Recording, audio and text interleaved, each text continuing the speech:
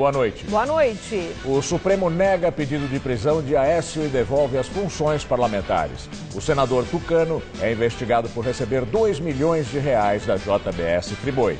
O Supremo divide inquérito sobre Temer e reforça a previsão de uma segunda denúncia. Acusado por corrupção, o presidente poderá responder também por obstrução de justiça.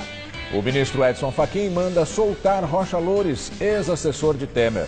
O suplente de deputado vai aguardar julgamento usando tornozeleira eletrônica. Protestos contra Temer e as reformas bloqueiam a Paulista e várias outras avenidas. A maioria dos transportes funciona e a convocação de greve geral não obtém sucesso. A banqueira do mensalão petista consegue liberdade condicional. Condenada a 14 anos de prisão, Cátia Rabelo já cumpriu 1/3 da pena. Um ex-presidente da CPTM e 11 empresários se tornam réus em São Paulo. O cartel para a manutenção de trens teria ganho extra R$500 bilhão. O Jornal da Gazeta está no ar.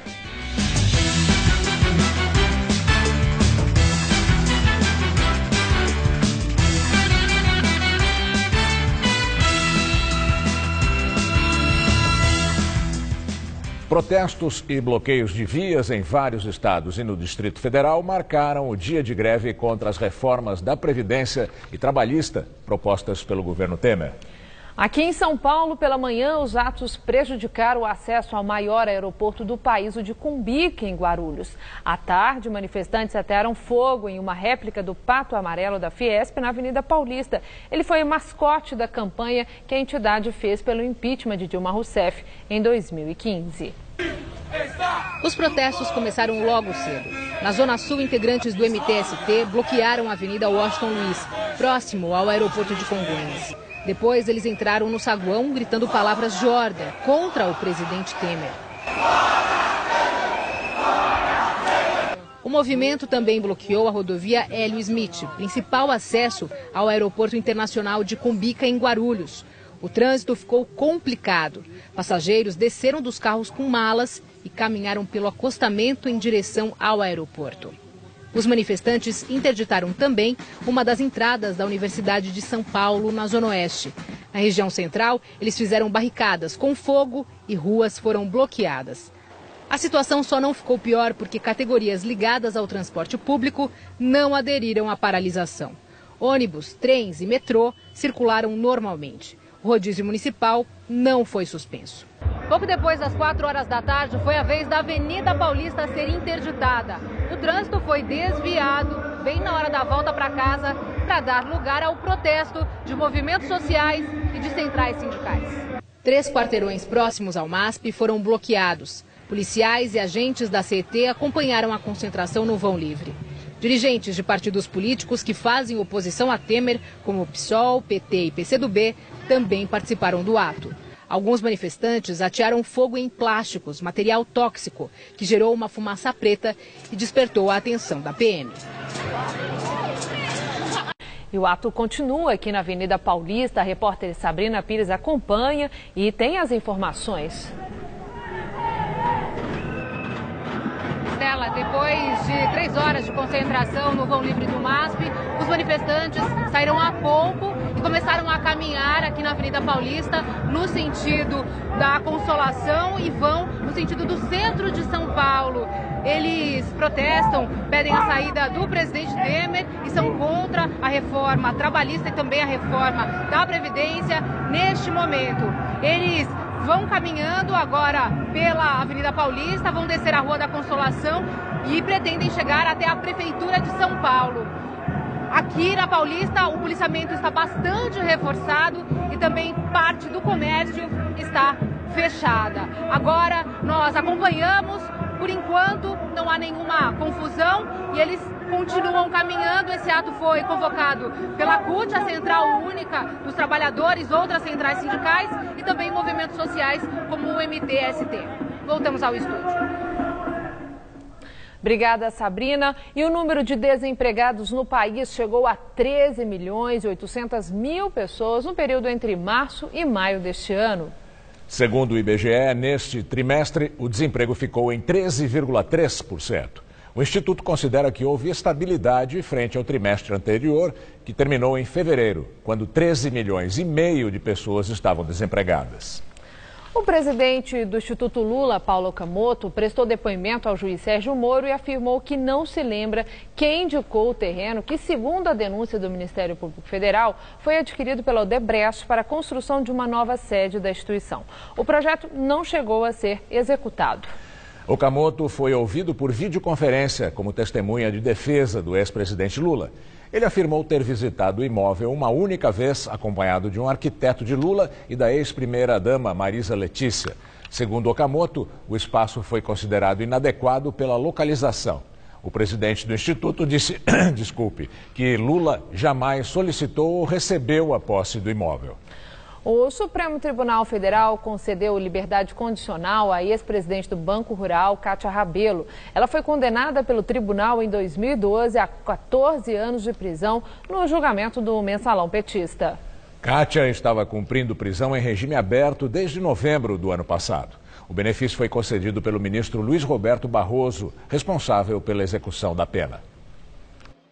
Cátia Rabelo foi condenada por lavagem de dinheiro, gestão fraudulenta de instituição financeira e evasão de divisas. Ela começou a cumprir a pena de 14 anos de prisão em novembro de 2013. Em dezembro de 2015, passou para o regime semiaberto e para o aberto em novembro do ano passado. A partir de agora, a ex-presidente do Banco Rural continuará em liberdade até o final da pena, que poderá ser extinta desde que não volte a cometer crimes e caso se apresente regularmente à Justiça. Na decisão, o relator da execução penal do processo do mensalão, o ministro Luiz Roberto Barroso, autorizou Cátia Rabelo a cumprir prisão condicional por apresentar todos os requisitos para a obtenção do benefício, como, por exemplo, se sustentar com trabalho honesto. O senador Aécio Neves, do PSDB, é autorizado a retomar as atividades parlamentares pelo ministro Marco Aurélio Mello, do Supremo Tribunal Federal. Na mesma decisão, o magistrado fez elogios à carreira política de Aécio e negou um recurso da Procuradoria-Geral da República, que insistia na prisão do senador. Na decisão, o ministro Marco Aurélio Mello defendeu a separação entre os poderes e considerou incabível o afastamento do senador. O ministro afirma ainda que a carreira política de Aécio Neves, que já foi 4 vezes deputado federal e governador de Minas em 2 mandatos, é elogiável e que o tucano é chefe de família. Além de voltar às funções no Congresso, Aécio Neves terá o passaporte devolvido e pode inclusive deixar o país. No Facebook, o senador escreveu esta tarde que sempre acreditou na justiça e que seguirá com serenidade e determinação no mandato que lhe foi conferido por 7 milhões de mineiros. Aécio Neves estava afastado desde o dia 17 de maio, por determinação do relator da Lava Jato, o ministro Edson Fachin, que enxergou o risco de Aécio usar o poder do cargo para atrapalhar as investigações. O senador foi gravado quando pedia 2 milhões de reais ao empresário Joesley Batista para pagar um advogado. O Ministério Público diz que era propina. O montante tinha sido pedido primeiro pela irmã de Aécio, Andréia Neves. Na gravação, feita em segredo por Joesley, Aécio combina que o primo dele ficaria encarregado de receber o dinheiro. Como é que a gente combina? Tem que ver. Você vai lá em casa, o Fred. Se for o Fred, eu ponho um menino meu pra ele. Se for você, sou eu. Só para... Pode ser desse jeito. Entendeu? Tem que ser entre 2, não dá pra ser... Tem que ser um que te mata ele antes de delatar. O Fred pode matar ele. Eu vou ser. Pronto. Ou o Fred, o cara desse. Pronto. A Polícia Federal filmou a entrega do dinheiro a Frederico Pacheco de Medeiros, primo de Aécio, na sede da JBS. O valor foi repassado depois a Menderson de Souza, assessor do senador Zezé Perrella, do PMDB. Andréia, Pacheco e Menderson, que chegaram a ser presos na Operação Patmos em 18 de maio, estão agora em prisão domiciliar. O próximo passo agora cabe à primeira turma do Supremo Tribunal Federal, que vai analisar a denúncia contra Aécio. Se for aceita, ele vira réu no processo, acusado de corrupção e obstrução da justiça. A Procuradoria-Geral da República acredita que o tucano agiu para barrar a Lava Jato, ao interferir para tentar selecionar os delegados da Polícia Federal que conduziriam os inquéritos. A Procuradoria-Geral da República informou que está analisando se vai recorrer da decisão do ministro Marco Aurélio sobre o senador Aécio Neves. E o governador de São Paulo, Geraldo Alckmin, disse hoje que é contra a volta de Aécio Neves à presidência do PSDB, que defende que o partido efetive Tasso Gereissati, que exerce o cargo interinamente há um mês. O ministro Luiz Edson Fachin, do Supremo Tribunal Federal, mandou soltar hoje o suplente de deputado Rodrigo Rocha Loures, do PMDB. Fachin determinou ainda que Loures deve usar tornozeleira eletrônica. Está proibido de manter contato com outros investigados, de deixar o país e precisa se apresentar à justiça sempre que requisitado. A soltura ocorre no mesmo dia em que a reportagem do jornal Folha de São Paulo mostrou que familiares de Loures e o advogado alegavam que ele estava sofrendo uma tortura psicológica para delatar Temer, já que não teve direito a banho de sol e nem pôde receber visitas no fim de semana. Como argumento, citaram a decisão do ministro Marco Aurélio Mello, que devolveu hoje o mandato ao senador Aécio Neves, do PSDB. E lembraram que o primo de Aécio, flagrado buscando dinheiro na JBS, está em prisão domiciliar. Loures, ex-assessor de Temer, estava preso na Polícia Federal a pedido da própria defesa, que solicitou a transferência dele do presídio da Papuda, alegando que a vida do cliente estaria em risco. Em delação premiada, Joesley Batista, um dos donos do grupo JBS Friboi, disse que Loures seria o homem de confiança do presidente Michel Temer. Ele foi filmado recebendo uma mala com R$500 mil de um dos executivos da empresa. O valor já foi devolvido por Rocha Loures à Polícia Federal. Loures, que estava preso desde 3 de junho, foi denunciado por corrupção passiva junto com o presidente Michel Temer. Na quarta-feira, a Justiça do Distrito Federal mandou a Câmara suspender o plano de saúde do PMDBista e determinou que ele devolva a remuneração recebida a partir do dia 19 de maio, data em que foi afastado das atividades parlamentares. E agora o comentário de Josias de Souza, direto de Brasília. Ele fala sobre a soltura de Rocha Loures, ex-assessor de Michel Temer. Antes de sair em recesso, o Supremo Tribunal Federal forneceu a Michel Temer duas boas notícias. Numa, o ministro Marco Aurélio Mello revogou a liminar que impedia Aécio Neves de exercer o mandato de senador. Noutra, o ministro Edson Fachin mandou para casa o ex-deputado Rodrigo Rocha Loures, hoje conhecido nacionalmente como o Homem da Mala. Aécio e Rocha Loures são companheiros de infortúnio de Michel Temer. Todos foram alvejados pelos delatores da JBS. As decisões dos ministros do Supremo contrastam com os desejos do Procurador-Geral da República. Rodrigo Janot reivindicava a prisão de Aécio e havia se manifestado contra a libertação de Rocha Loures. As novidades foram celebradas por Temer por duas razões. De volta ao Senado, Aécio pode realizar à luz do dia as articulações para manter o PSDB acorrentado ao governo do primeiro presidente da história a ser denunciado por corrupção no exercício do mandato. E o Planalto imagina que Rocha Loures, fora da cana dura que enfrentava na Polícia Federal de Brasília, talvez pare de flertar com a ideia de fazer uma delação premiada que transformaria a defesa de Michel Temer em pó. Boa noite. O Supremo Tribunal Federal autorizou hoje a divisão do inquérito contra Michel Temer. Com isso, o Procurador-Geral da República ganha mais tempo para elaborar os outros pedidos de denúncia e ganha fôlego contra as especulações de que teria a intenção de agravar o desgaste político do presidente.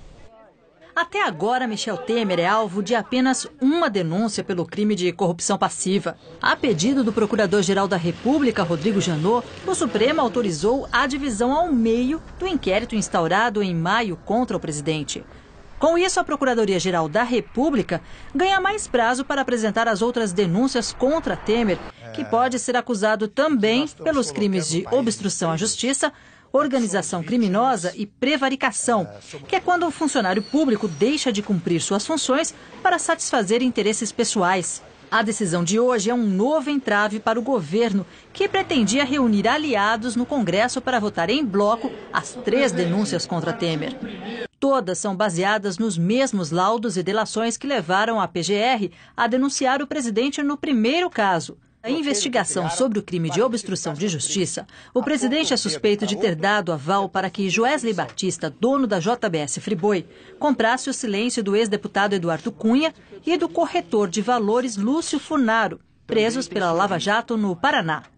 A conclusão aparece no laudo feito pela Polícia Federal a partir dos áudios gravados por Joesley Batista durante encontro com Temer no Palácio do Jaburu. Para os delegados da Polícia Federal, a única interpretação possível é a de que o presidente incentivou a continuação de pagamentos para Eduardo Cunha para mantê-lo calado na prisão. O documento diz ainda que o PMDBista deixou de comunicar às autoridades suposta corrupção de integrantes do Judiciário e do Ministério Público, o que abre espaço para que Rodrigo Janot denuncie Michel Temer também por organização criminosa e prevaricação. E daqui a pouco, no Jornal da Gazeta, Maria Lídia Flandoli entrevista Soninha Francini, vereadora do PPS, sobre a Cracolândia. A Justiça aceitou hoje a abertura de ação penal contra ex-diretores da CPTM, empresa do governo de São Paulo, e ex-executivos de empresas acusadas de formação de cartel. As fraudes aconteceram em 2012 durante o governo de Geraldo Alckmin. Ao menos 6 contratos foram fraudados, gerando mais de 530 milhões de reais em prejuízos aos cofres públicos do Estado. A decisão de acolher a denúncia do Ministério Público de São Paulo foi do juiz Fábio Aguiar Munhoz Soares, da 17ª Vara Criminal do Tribunal de Justiça Paulista. Agora, 15 pessoas acusadas de envolvimento no chamado cartel dos trens se tornaram réus na ação penal. 4 deles são ex-diretores e gerentes da CPTM, empresa do governo de São Paulo.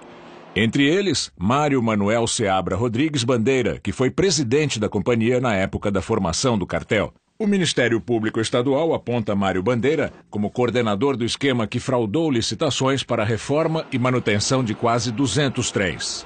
Segundo os promotores paulistas, o esquema superfaturou ao menos 6 contratos e gerou mais de 538 milhões de reais de prejuízos aos cofres públicos do Estado. A investigação começou em 2013, depois que foi delatado pela Siemens, multinacional alemã, num acordo com o CAD, o Conselho Administrativo de Defesa Econômica. Executivos da empresa alemã revelaram que houve pagamento de propina em projetos da CPTM e do metrô, empresas do governo de São Paulo, de 99 até 2011, durante governos do PSDB. Além dos 4 funcionários públicos, outros 11 executivos se tornaram réus hoje no processo. E agora uma correção. Na matéria sobre o Hospital São Paulo de ontem, informamos que o hospital é administrado pela Secretaria Estadual da Saúde, quando, na verdade, a Secretaria apenas faz o repasse de verba ao hospital. Quem administra o Hospital São Paulo é o Ministério da Saúde. Ele tem 73 anos e, desde a juventude, se destacou como um talentoso barman da capital paulista. O baiano, que mora aqui já há mais de 40 anos, preparou drinks para muita gente. E não é à toa que se orgulha de ser um tarimbado representante da coqueteleira clássica da cidade. Conheça agora a história do simpático Chiquinho, um personagem que é cara de São Paulo.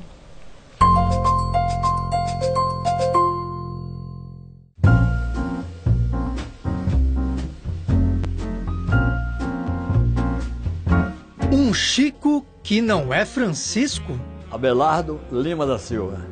Ué, então de onde veio esse apelido, Abelardo? Eu era muito ágil e nervoso. Eu me coçava, pulava daqui, andava para ali. Chiquinho é aquele macaquinho, porque ele pula para aqui, pula para ali, vai para aqui, mexe naquilo outro. Aí, cada aquela risada, ficou Chiquinho. O simpático Chiquinho é um dos mestres dos drinks paulistanos. Ele tem 73 anos e nasceu em Serrinha, interior da Bahia. Trabalhava com carro de boi, vaquejada, entendeu? Na roça. Quando chegou em São Paulo, foi direto para os restaurantes. Foi faxineiro, ajudante de cozinha, só que faltava algo. Cheguei uma hora e falei, cozinha não é para mim, entendeu? Ficar entre 4 paredes, sem ver gente, meu negócio era ver gente, né? Como ajudante de barman, Chiquinho viu um caminho a seguir, mas quem preparava não gostava muito de ensinar os segredinhos daquelas misturas poderosas. Ficava de longe olhando, atrás da porta, olhando como é que ele fazia. Entendeu? No intervalo dele, eu ia lá e fazer igualzinho ele fazia o drink. Só que eu fazia com água, para não, entendeu? Nos anos 70, foi promovido e virou o barman oficial da casa. Passou por vários bares e hoje comanda os coquetéis de um tradicional restaurante espanhol nos Jardins, na zona oeste da cidade. Olha, é quase impossível saber quantos amigos o Chiquinho fez nesses anos de carreira e muito menos quantas histórias nasceram aqui desse contato dele com os clientes. Tanto que agora há pouco ele confessou pra gente que em 2005 ele tentou se aposentar, ficou só 6 meses em casa, mas não aguentou. Logo, logo ele voltou para os restaurantes e bares para a alegria dos clientes. Do lado de lá do balcão, ele diz que sempre ataca de irmão mais velho, conselheiro e até de psicólogo. Ele tá na rua, briga com a namorada, aí vem pro bar, senta, aí começa... tomando uma, tomando outra. Pô, eu preciso desabafar, briguei com minha mulher, briguei com meu filho, entendeu? Pô, levei um calote do meu amigo. Começa a tomar uma, toma duas, toma 3. Já acha que vai ter que tomar 5, 6. Chega a hora que você tem que falar assim, olha, agora chega, agora não vai dar mais. Ele serve de tudo e não tem um drink favorito. O importante é seguir adicionando uma dosezinha a mais de algo fundamental. Criatividade. Às vezes chegava o cliente e falava, olha, eu quero tomar um drink, invente um drink aí, cria um drink. Já pegava a coqueteleira ou o copo e ia misturando, entendeu? Hoje tem poucos bares clássicos, entendeu? Que tem um barman clássico. Hoje tudo mais joga garrafa, joga coqueteleira, entendeu? Joga copo. A coqueteleria clássica, ela precisa de muita técnica.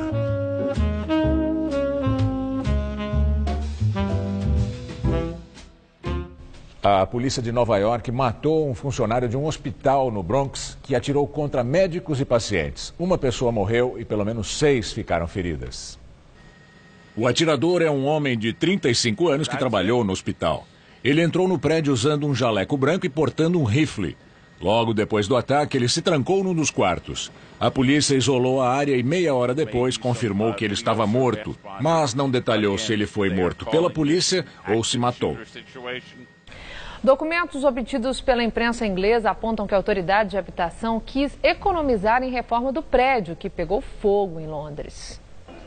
E-mails apresentados pela emissora de TV BBC à subprefeitura de Chelsea, o bairro onde fica o prédio, mostram que a subprefeitura pressionou a empresa responsável para baratear a reforma do edifício de moradias populares. As placas de alumínio e plástico da fachada podem ter facilitado a rápida propagação do fogo. No incêndio, há pouco mais de 2 semanas, mais de 80 pessoas morreram. O mesmo material pode ter sido instalado em centenas de prédios no Reino Unido. Eles já foram esvaziados e devem ser reformados para cumprir as exigências para a prevenção de incêndios. A Comissão contra a Tortura da Organização das Nações Unidas deve analisar as denúncias de maus-tratos de manifestantes presos nos protestos contra o governo da Venezuela. A comissão afirmou que há indícios de violação de direitos daqueles que se opõem ao governo. Há denúncias de impedimento de defesa com manifestantes presos, isolados e sem acesso a advogados por semanas. A ONU também alertou que até 22 de junho, 70 pessoas morreram durante os protestos, com mais de 1.400 feridos a favor e contra o governo. O parlamento da Alemanha aprovou a legalização do casamento homossexual. Foram 393 votos a favor e 226 contra a legalização. A primeira-ministra Angela Merkel, que se opôs durante anos ao casamento gay, manteve o voto contra, alegando que a Constituição alemã define o casamento apenas entre homem e mulher, mas liberou o Partido Conservador para opinar. A união civil do mesmo sexo já era legal na Alemanha desde 2001. E com a decisão de hoje, casais homossexuais podem casar e adotar crianças. E agora vamos ao comentário de política internacional com João Batista Natali. Antes de mais nada, uma constatação fundamental. Os países que hoje permitem o casamento entre pessoas do mesmo sexo são os únicos que respeitam de modo incondicional os direitos humanos. Ninguém pode ser discriminado por motivo de orientação sexual. Por isso é espantoso que só hoje, sexta-feira, a Alemanha tenha aprovado uma lei nessa direção. A partir de agora, entre os países mais importantes da Europa, só a Itália e a Áustria não adotam o chamado casamento gay. Italianos e austríacos só podem legalizar relações homoafetivas por contratos limitados, que não permitem, por exemplo, que o casal adote uma criança. E há também os países europeus com forte tradição católica, onde não se toca ainda nesse assunto. Os exemplos são a República da Irlanda e a Polônia. Mas olhem que curioso, Portugal e a Espanha também têm fortes raízes no catolicismo. E mesmo assim, os dois países ibéricos já legalizaram essa forma de união. A história do casamento gay é recente. Ela começou há apenas 16 anos na Holanda. E conforme se espalha pelo mundo, maior é a oposição dos grupos religiosos e conservadores. Hoje são 24 os países que legalizaram o casamento entre pessoas do mesmo sexo.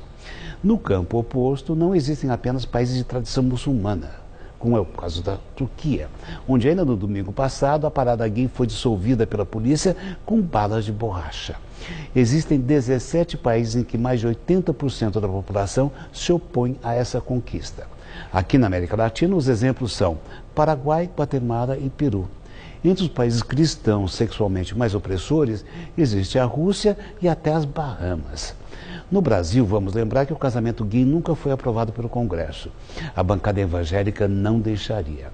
Mas a definição de casamento foi arejada por uma decisão de 2011 do Supremo Tribunal Federal e reiterada 2 anos depois pelo Conselho Nacional de Justiça, que obrigou os cartórios a registrarem casamentos de pessoas do mesmo sexo. É assim que o mundo gira. Boa noite. Esta semana teve muito sol e tempo firme em todo o estado. Mas, de acordo com a meteorologia, tem mudanças previstas para o fim de semana. Vamos ver como fica a previsão com Mariana Armentano.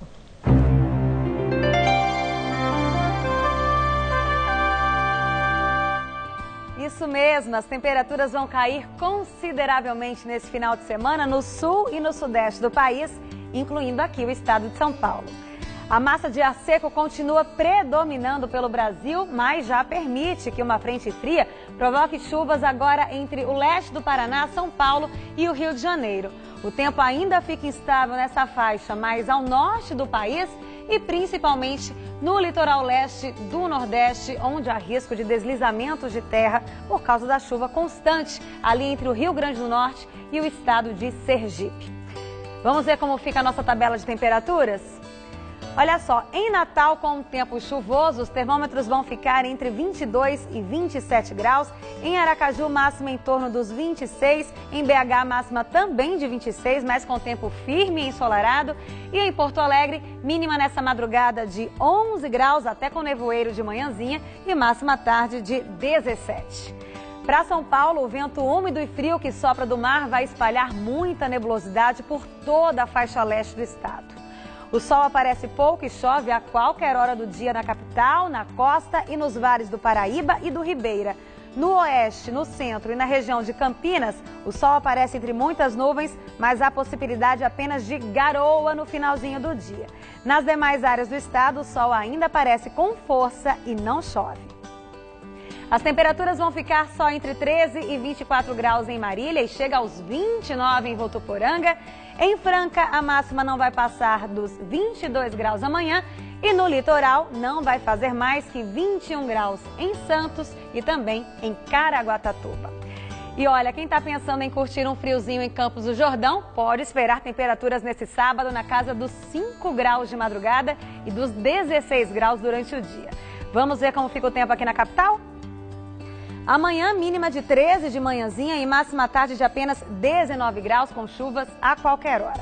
Aí no domingo o tempo fica fechado e gelado, 11 graus de madrugada e só 16 durante o dia. E na segunda-feira o tempo quase não muda por aqui e a máxima fica em torno dos 17 graus. Prepara o cobertor. O mês de junho já está terminando, mas quem gosta das festas típicas não precisa se preocupar, porque julho ainda é tempo de quadrilha e, é claro, de muita comida à base de milho. O milho nessa época do ano tem a sua fase de alta. Todo mundo procura o melhor preço e qualidade e acaba encontrando um jeito de levar as espigas para casa. Os produtos das festas juninas ainda tomam conta das lojas na região da 25 de março. E apesar de estarmos no último dia do mês, tem muita gente ainda se preparando para a temporada das quadrilhas e da boa comida. Entre os itens mais procurados estão vestidos, chapéus e acessórios. Um vestido para hoje, aniversário de uma amiga. Eu cheguei um dia desse que eu estava fora do país, aí graças a Deus que eu não vou perder as festas aqui. E é nesta época do ano que um produto bem conhecido no país ganha ainda mais destaque. O milho é um ingrediente fundamental na culinária típica das festas juninas. No mercado municipal Kinjo Yamato, na região central, dependendo do horário, fica até difícil encontrá-lo. A espiga é vendida a R$1. Quem levar o saquinho com 5 ou 6 espigas tem desconto. Vai pagar R$ 3,50. E andando aqui pelo centro de São Paulo, próximo ao mercado municipal, olha só que a gente encontra uma rua cheia de vendedores de milho. Não é pouca coisa não. Olha só, esse caminhão está lotado. Os comerciantes aqui dizem que esta é a melhor época do ano para vender o produto. Esses 2 meses de junho e julho é a época melhor para vender o milho. Aqui a gente para às 6, depois tem o pessoal que começa à noite, que vende a noite toda também. Aí é uma outra equipe que chega à noite. E a concorrência é grande, tem várias pessoas aqui. Tem bastante, a concorrência é grande. Mesmo assim vale a pena? Vale, com certeza. Cada saco destes com 50 espigas é vendido aqui a R$ 23. Em outras épocas do ano o preço cai, chegando a R$ 15. É a velha lei da oferta e procura. José Genison comprou 3 sacos de uma vez para levar para casa. Ia fazer canjica, pamonha, assar, cozinhar. Dona Marluce trabalha com a venda de milho há mais de 20 anos. Experiência que levou a comerciante a ganhar um apelido nas redondezas. A velhinha do milho. Só a Dona Marluce chega a vender até 300 sacos de milho por dia no mês de junho. Danilo compra milho para revender na zona leste de São Paulo. Hoje já é a segunda remessa que ele veio buscar. Mercadoria que é transportada na moto mesmo. Tem 2 horas que eu saí daqui e já voltei de novo para buscar mais milho, porque a procura aumentou bastante, principalmente na escola, os eventos que estão vindo agora, então tem que aproveitar o máximo. Na próxima terça-feira, um pedido de urgência para o projeto de reforma trabalhista deve ser votado pelo plenário do Senado. A base aliada do governo corre para que o texto seja analisado em 2 turnos antes do recesso parlamentar, que começa no dia 17 de julho. Um dos mais polêmicos pontos da reforma é o fim da contribuição sindical obrigatória. Hoje, o pagamento é feito uma vez por ano por meio do desconto de um dia de salário do trabalhador. Pelo texto da reforma, a contribuição passa a ser facultativa. O protagonismo da negociação entre empresas e trabalhadores também é um aspecto central. Dependendo do assunto, o acordo vai poder ser individual ou coletivo. Se a reforma trabalhista for aprovada, os acordos entre patrões e empregados vão prevalecer sobre a lei em vários pontos. Entre eles, as férias. Hoje, o trabalhador pode tirar em 2 períodos, desde que um deles não seja inferior a 10 dias ininterruptos. Com a reforma, vai ser possível parcelar as férias em até 3 vezes. O trabalho remoto ou home office. Atualmente não há previsão legal. Já o projeto que está no Senado regulamenta home office e ainda prevê que a presença esporádica na sede da empresa para atividades específicas não descaracteriza o regime de trabalho remoto. As horas extras. Hoje, o trabalhador pode fazer no máximo 2 horas extras por dia. A reforma mantém o máximo de 2 horas extras, mas as regras podem ser fixadas por acordo individual, convenção ou acordo coletivo. O trabalhador que exerce a jornada padrão de 8 horas diárias tem direito a, no mínimo, 1 hora e a, no máximo, 2 horas de intervalo para repouso ou alimentação. A reforma permite a negociação do intervalo, desde que tenha pelo menos 30 minutos. Contudo, garantias previstas na Constituição não vão poder ser objeto de negociação, como o fundo de garantia, salário mínimo, 13º salário e férias proporcionais. Há pontos que, segundo o projeto, não precisam de negociação, como a jornada de trabalho. Atualmente, a jornada em geral é de 44 horas semanais, com no máximo 8 horas diárias. O projeto libera a jornada por até 12 horas por dia, com 36 horas de descanso. Essa mudança é muito criticada e o presidente Michel Temer promete alterar esse ponto para que a jornada só seja ampliada se houver acordo assinado pela categoria. O trabalho intermitente é outro aspecto alvo de resistência. A reforma prevê a possibilidade da contratação de trabalhadores para períodos de prestação de serviços. A crítica é que contratados de forma permanente teriam seus contratos substituídos por outras modalidades que garantem menos direitos. O governo também prometeu que vai restringir essa troca, proibindo que empresas alterem contratos por prazo indeterminado para intermitentes, num prazo menor que 18 meses. O projeto da reforma também prevê uma quarentena de 18 meses para impedir que a empresa demita o trabalhador efetivo para recontratá-lo como terceirizado. No começo de maio, a reforma da Previdência foi aprovada em comissão especial na Câmara dos Deputados. Há quase 2 meses, o texto espera para ser votado no plenário. Como é preciso o apoio de 308 deputados, a proposta ainda não tem data para ser analisada. No ano passado, o texto da reforma de Previdência foi enviado pelo governo ao Congresso. A proposta sofreu várias alterações desde então. Um dos principais pontos é a idade mínima. Hoje, há 2 modalidades de aposentadoria: por tempo de contribuição, 35 anos para homens e 30 para mulheres, e por idade, 65 para homens e 60 para mulheres, com o mínimo de 15 anos de contribuição. Com a reforma, isso deve mudar, e todos deverão trabalhar no mínimo 25 anos. A idade mínima vai ser de 65 anos para homens e 62 para mulheres. Várias categorias vão ter regras diferentes, como trabalhador rural, policiais federais e legislativos, professores e parlamentares. Atualmente, as pensões podem ser acumuladas com a aposentadoria sem um limite. No novo texto, o limite vai ser de até 2 salários mínimos. Para quem ultrapassar esse valor, vai ser possível optar pelo benefício de maior valor.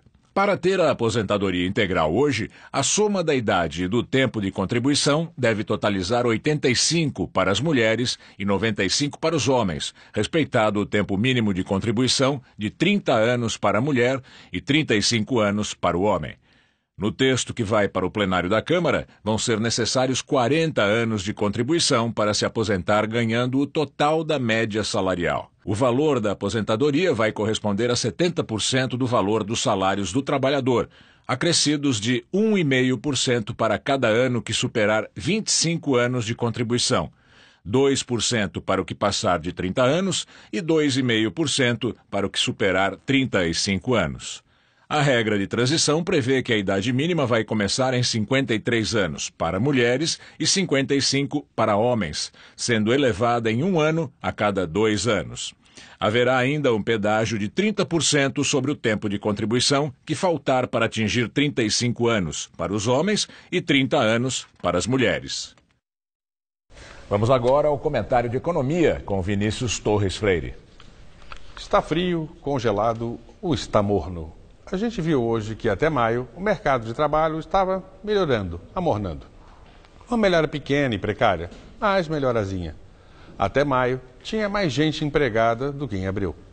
Essa melhora em mês de maio não acontecia desde 2014, ainda no último ano do triste governo de Dilma Rousseff. Por que a melhora é precária? Porque o emprego que apareceu foi sem carteira assinada, ou emprego público, pois o governo voltou a contratar. E porque muita gente foi abrir um negócio. Emprego com carteira assinada continuou desaparecendo aos montes. Que melhora é essa, então, em que muito emprego é pior? Pelo menos tem um pouco mais de gente trabalhando. Pelo menos os salários, na média, subiram um tiquinho. Juntando todos os rendimentos de quem trabalha, a gente chega numa soma chamada massa salarial, ou mais precisamente massa dos rendimentos. Pois bem, a massa de rendimentos cresceu quase 1% em relação ao ano passado. 1% só? Parece brincadeira, mas não é. Em 2015 e 2016, a massa salarial caiu. Quando a massa salarial sobe, tem mais dinheiro para o consumo, para o comércio. Os negócios começam a rodar de novo. É uma misériazinha de 1% ainda, mas é assim que a gente sai do fundo do buraco escuro em que meteram este país. Vamos lembrar que esses números todos vão até maio. E maio foi o mês do escândalo com aquela conversa de Michel Temer com o empresário bandidão da carne. Como todo mundo sabe, o país virou um salseiro piorado de novo. E isso pode ter assustado as pessoas, todos nós, consumidores ou empresários. Se está essa bagunça, vou investir, vou abrir negócio, vou gastar? Os números que medem a confiança econômica pioraram em junho. Mas a gente ainda não sabe se isso bateu de verdade nos negócios, nas vendas, no investimento. Se não bateu, se o ritmo do início do ano continuar, enfim, a gente vai sair da recessão. Vai ter um Natal melhorzinho, pelo menos para a gente que tem a graça de ter um trabalho, pois a vida está terrível ainda para muitas pessoas. Fazia mais de uma década que a gente não via, por exemplo, tantas pessoas procurando comida no lixo, tanto mendigo, tanta miséria evitável. Boa noite. Vamos agora às notícias do esporte com Estela Gontijo e Celso Cardoso. Depois do esporte, Maria Lídia entrevista ao vivo a vereadora Soninha Francini, do PPS. Mesmo vivendo um bom momento, a torcida palmeirense cobra os reforços para o time conseguir chegar às finais das competições que disputa neste ano, né, Celso? O pessoal está cobrando. Está cobrando, e o nome que já passou por lá, por exemplo, que é o do Diego Souza, que está no Sport. Mas o técnico Cuca demonstrou hoje que não está tão otimista assim com a vinda desse que seria um novo reforço. O bom humor de Cuca contrasta com o pessimismo momentâneo dele sobre a possível vinda do Diego Souza ao Palmeiras. Negociação que dificultou-se muito e não teve desfecho que a gente esperava. O Cícero já está de volta, nós vamos trabalhar com a cabeça focada no que a gente tem aqui. Mas já tinha repórter cravando a contratação do atacante? Só eu que não sei, então. Pode confiar no que eu estou te falando. Se fosse verdade, eu te diria, é um jogador que tem... O Palmeiras manifestou interesse, mas a negociação não foi viável até então. Muito improvável que ele venha. Tá aí, parece que não vem, né, Celso? O Sport já disse que não negocia, depende do Diego Souza pedir para o Sport liberá-lo, né? E até agora não houve nenhuma manifestação do Diego Souza. Ainda assim, o Palmeiras tem um elenco muito forte, ainda é o elenco é o mais forte do país. Sem dúvida alguma, isso não se discute. Rodada interessante, porque Palmeiras e Grêmio se enfrentam amanhã, e é um jogo que interessa muito ao Corinthians. O Corinthians enfrenta o Botafogo em Itaquera no domingo. Se o Corinthians vencer, por exemplo, e o Palmeiras vencer o Grêmio, a diferença do Corinthians para o Grêmio segundo colocado vai para 7 pontos. Uma vantagem gigantesca. Celso, muito obrigada. Um bom fim de semana para você. Boa noite. Com você, Gamberini. Daqui a pouco, Maria Lídia entrevista ao vivo a vereadora do PPS, Soninha Francini. Até já. Quem já quis tentar algo novo? Quem já se sentiu pequeno? Quem já achou que precisava fazer mais? Quem evoluiu? Quem se engrandeceu? Quem arriscou? Você tem muitos motivos para seguir em frente e um só banco. Bradesco, pra frente.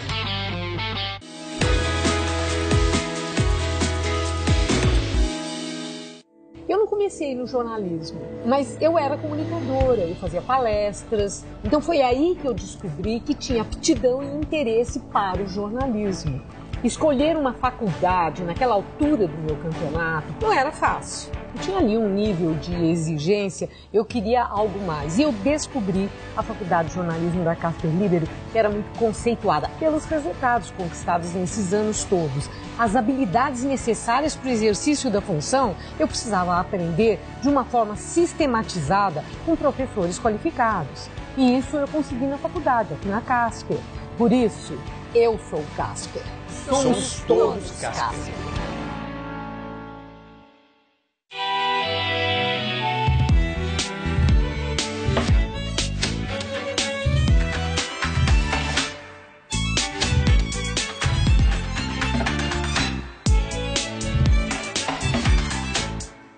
A arte transformou o mundo e vai transformar você. Chegou a coleção Folha ao Mundo da Arte. Todo domingo um livro por R$19,90 cada. Na compra do primeiro volume, grátis o segundo. 25 de junho nas bancas. Colecione. Bonitinha, bonitão, como é que foi a sua semana, hein? Que olha, na minha só teve coisa boa. Se você quer curtir os momentos mais marcantes da semana do Rony, é só ficar com a gente. Perdeu aquela entrevista interessante? Essa é a sua chance. Curtiu aquele musical maravilhoso? Que tal rever comigo então? Tudo seu o melhor da semana. Todo domingo, 6:30 da tarde.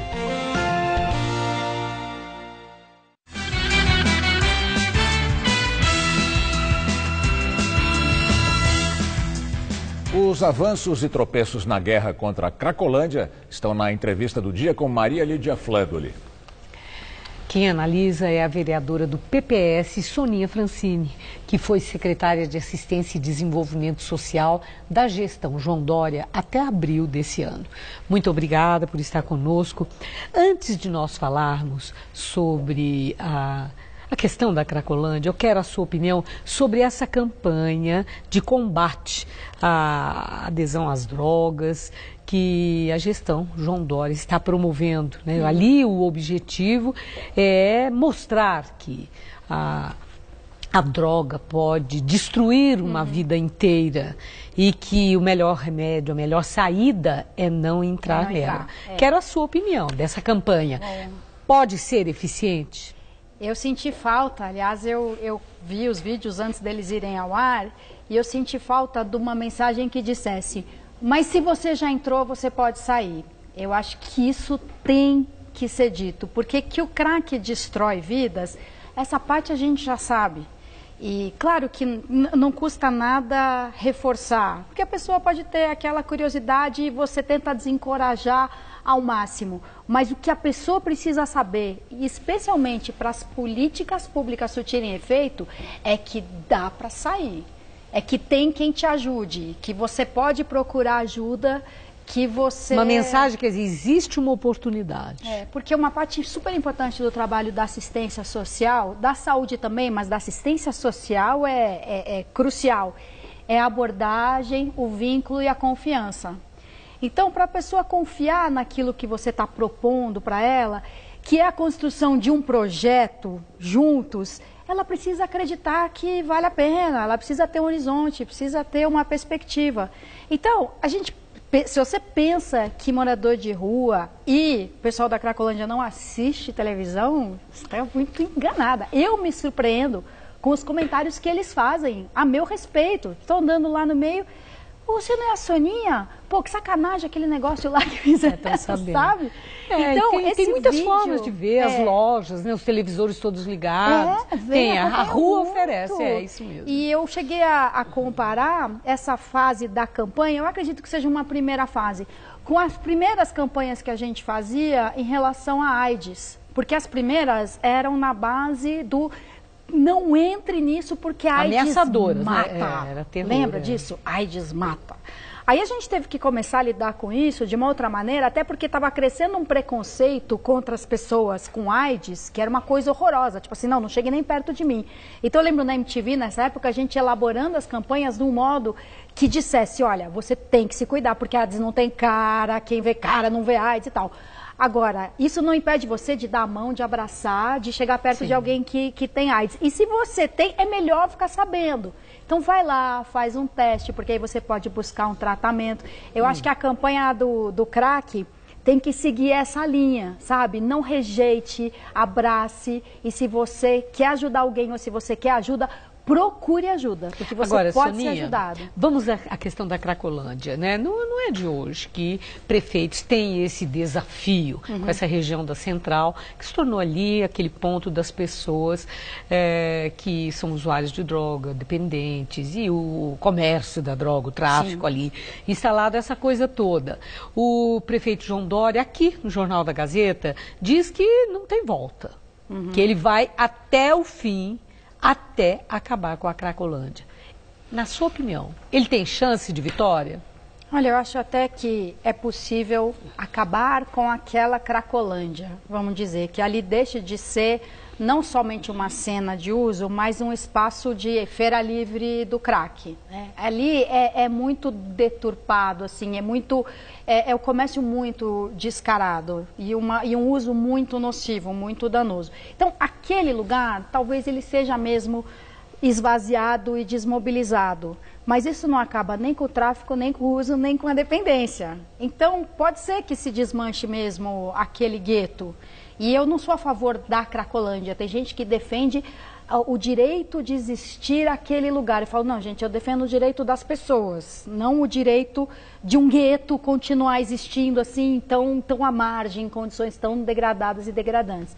Então, eu acho que isso é possível. Mas isso nem de longe resolve o problema do uso tão disseminado e tão nocivo como é o uso do crack. Agora, Sonia, eu li um artigo de um promotor, Gustavo Roberto Costa, e que ele faz uma abordagem que eu confesso não havia pensado sobre isso em relação à Cracolândia, dizendo que ali não é exclusivamente aquele reduto dos usuários de drogas, os dependentes e os traficantes, que ali é um reduto de excluídos, de pessoas que são sem teto, sem emprego, sem família, ou sem nada, que estão lá sem condições, os que estão assim funcionalmente sem condições de entrar no mercado de trabalho, reconstruir uma vida e buscam ali até uma questão de dignidade. Eu sou igual às pessoas, né, não se sente discriminado e marginalizado. E que o poder público não considera esse lado. Eu queria a sua opinião sobre essa tese. A abordagem é adequada do ponto de vista de que ali está se lidando com gente? É bem colocado isso, Maria de Aliás, eu ganhei ontem de presente um livro que é um trabalho de conclusão de curso que, se não me engano, chama Não Somos Zumbis.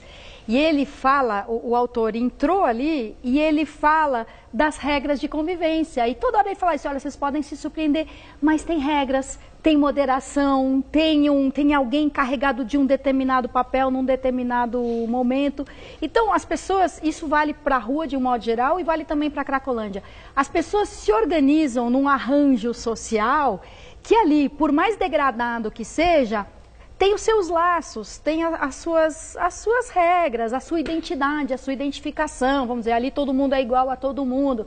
Então, se você não levar isso em consideração, se você chegar lá com o viés, eu vou te arrancar daí porque esse lugar te faz mal, você tem muito pouca chance de sucesso. Quem tem sucesso na Cracolândia? As igrejas que vão lá e realmente resgatam as pessoas por meio do quê? Do afeto, da esperança, da acolhida. O serviço, o serviço público, né, de saúde, de assistência social, os melhores resultados são quando as pessoas são acolhidas, quando elas procuram atendimento e encontram esse atendimento, essa assistência. Então, agora a prefeitura está fazendo o que eu lutei muito para construir, que são os tais dos containers 24 horas. É um espaço que diz, vem aqui, vem tomar um banho, descansa aqui um pouquinho, vem cá que a gente ajuda... Tem um acolhimento. Ajuda você a se cuidar. Tem um acolhimento.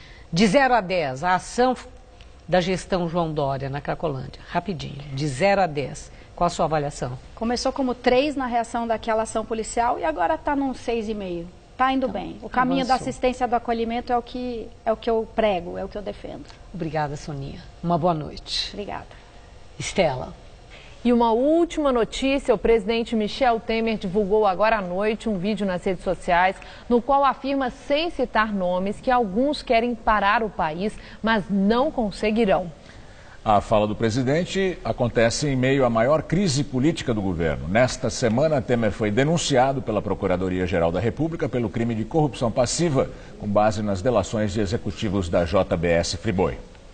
E agora vamos ao comentário de cultura com o César Job.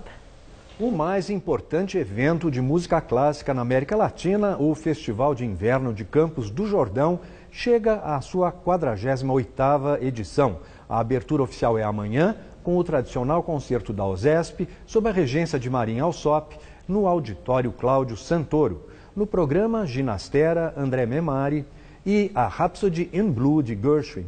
A apresentação será a partir das 20h30, com transmissão ao vivo pela TV Cultura. O maior destaque deste ano é o Ensemble Modern, formado por 20 solistas de 11 nacionalidades, com sede em Frankfurt e hoje um dos principais intérpretes de música erudita contemporânea. O barítono Paulo Zott e o pianista Christian Budu são as atrações brasileiras. O festival segue até 30 de julho, com apresentações em Campos do Jordão e na Sala São Paulo. Em São Paulo, 2 exposições de arte contemporânea de nomes reluzentes. A Casa Triângulo inaugura amanhã a exposição do artista paranaense Valdirley Dias Nunes. A mostra é composta por 7 pinturas de tamanhos variados e 9 relevos que lidam invariavelmente com a abstração geométrica e a figuração, com espaços, planos, profundidade e perspectiva. A obra de Valdirley sempre esteve na intersecção entre pintura, escultura e desenho, mas nos últimos anos tem se aventurado pela pintura em 3D, num resultado instigante. Valdirley não expunha em São Paulo há 6 anos. A outra amostra é de Jarbas Lopes, um dos primeiros artistas a ter um trabalho comprado para o Instituto Inhotim, em Minas, o maior centro de arte ao ar livre da América Latina. A exposição, intitulada Círculo Visão, reúne pinturas, esculturas e objetos. É a segunda que ele realiza na Galeria Luiza Estrina. E mudando de assunto, a Galeria de Fotos da Fiesp, na Avenida Paulista, apresenta a exposição do lendário fotógrafo franco-americano Elliot Erwitt, que está com 89 anos. É famoso por fotografar o universo canino, pelo mundo afora, Brasil incluído. Vida de Cão, que abre na terça, reúne 50 fotos em preto e branco de quase 60 anos de carreira. Em geral, cenas do cotidiano carregadas de humor. Boa noite. O Jornal da Gazeta termina aqui. A edição de hoje pode ser vista no site do Jornal da Gazeta. Mais notícias você acompanha na edição das 10. Uma boa noite para você. Boa noite, bom fim de semana e até segunda.